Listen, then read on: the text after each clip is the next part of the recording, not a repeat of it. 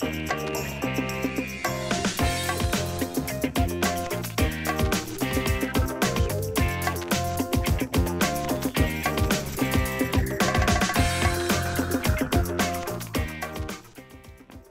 I'm Jay Barbuto, and I'm going to talk to you today about Kegan's constructive development theory. Or more specifically, what I'm going to talk to you about is how we can determine a person's order of mind or order of consciousness. We've learned about the stages of Kegan's development, but the more complex part of this theory is how do we arrive at it? How do we determine what stage of development a person is actually operating in?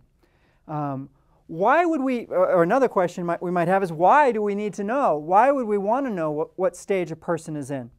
And some of the reasons, there's many, but personal development, coaching, counseling, educational methods, leadership, teamwork, and there's lots of other reasons why a person might want to understand their orders of consciousness. One of the pitfalls of actually figuring out where a person is, what stage of development a person operates on, is that we sometimes will have a tendency to stereotype or judge. Or we might determine what someone can do or is capable of. We might become disrespectful to that person, or we might discount their perspectives if we know that they're at a level that maybe isn't as high as we aspire that people should be. Also, there might be an attribution effect. If they're really higher than ours, we might elevate the things they say. None of these things are necessarily, none of these things are positive things, and so we want to try to avoid these potential pitfalls.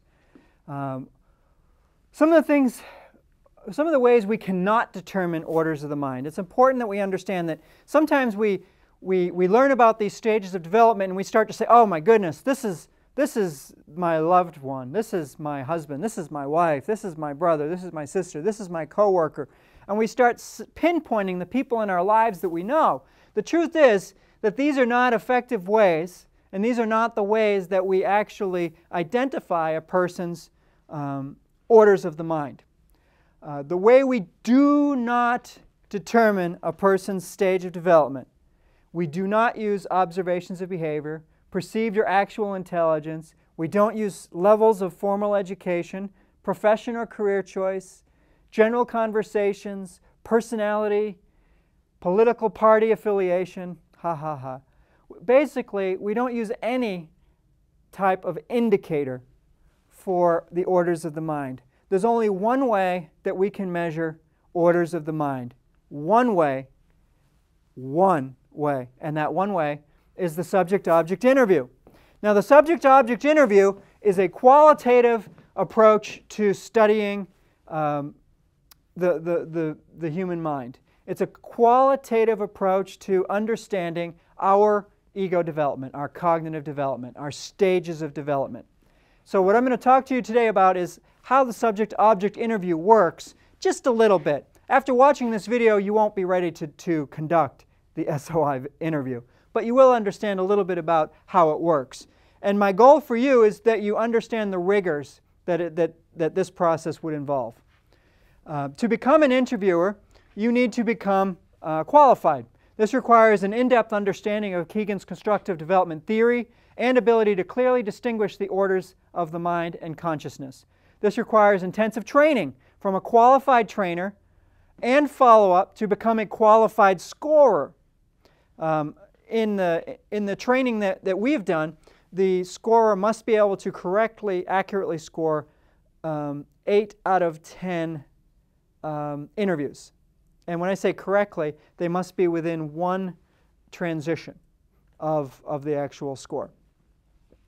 Now, another thing that's required is we need to confirm our reliability of our ability to correctly score several real interviews that have been validated at a particular level. So once we have validated our scores, validated our scoring, we need to, on an ongoing basis, we need to stay up to date on the latest practices. We need to stay up to date on our scoring techniques to make sure that we are always maintaining at least that 80% accuracy on any kind of scoring of the instruments. The other thing that is required to do the subject-object interview, it requires an ability of the interviewer to hold in complete confidence the details of the interview, unless the participant gives formal and explicit permission to share information about their interview. So those of us that engage in the Kegan interviews, we must respect the people that we're interviewing. We must respect what they say and respect their privacy.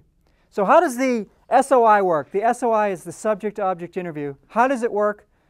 First, we need to let participants know that they will be participating in this interview and that it'll take about 90 minutes. Actually, sometimes I would tell them 60 minutes, but I've also heard others that say if you tell them 90 minutes and it takes 60 minutes, they usually will forgive you. But if you tell them 60 minutes and you take 90, then they will maybe not forgive you. So the goal of this is to learn how to think about things, how you think about things, how you make sense of your own experiences.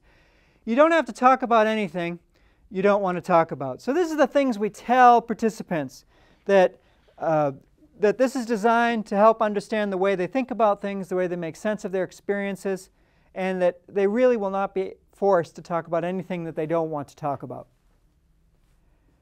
So then we need to generate the content. So what we usually do is we ask people to fill out some index cards and write down some important words. Some of the topics that are suggested are the words angry, anxious or nervous, success, strong stand or conviction, sad, torn, moved, lost something, change, or important to me.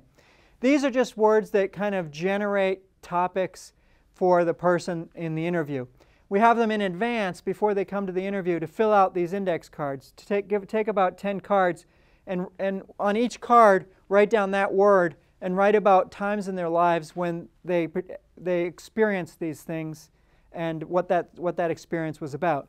Then during the interview, what we do is we ask them to talk about items from those cards. We ask them to talk about things that they've identified prior to our meeting, prior to the interview. So we usually begin the interview by asking the participant to choose a card and to talk about what comes to mind.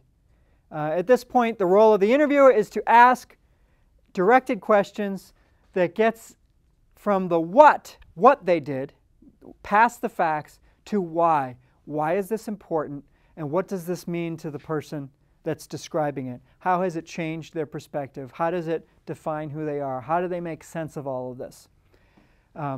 It's when a person talks about how they make sense of it, or why it's so important, or what it means to them. That's when we start to get towards what we call structure. That's when we start to be able to identify what stage a person seems to be operating. However, if we're too busy talking about the facts and talking about what they did and then what happened and then what happened, then we won't get to structure. We'll very rarely ever get to structure if we do what's called grooving with the interviewee. Instead, we need to ask probing questions to be able to get at the structure. And this is a long process. It's not an easy process at all. And during the interview, we have to push the limits. We have to test hypotheses. If we sense a level 2, we need to test for a floor and a ceiling of level 2. Once we've identified either a floor or a ceiling, we'll test either upward or downward. If we identify a floor, meaning that we know this person is at the very least running level 2, then we try to see to what extent they're running level 3. And so we'll ask them more probing questions that will help to identify whether they're transitioning to level 3. This is not an easy process, and I don't want to give too much detail about how that works simply because I don't want people to go and try to do this, because we're not ready to do it until we get training, and the training takes several weeks. After the interview, we would normally transcribe the entire interview, and then we would score it. And we would score it one paragraph at a time, would work our way through the whole document to determine where structure exists and what level is identified in the given structure. And that is basically how we get at people's stages of development of Kegan's theory using the subject-object interview. I'll leave you with this little quote. this little cartoon which says, strange, there's no word for obey. That's in the cat dictionary. And then that's the dog looking in the cat dictionary. And the cat looking in the dog dictionary says, strange, there's no word for aloof.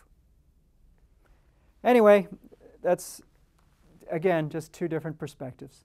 So thank you for checking in today to learn a little bit more about the subject-object interview. And hopefully we'll be back to talk to you about some other topics.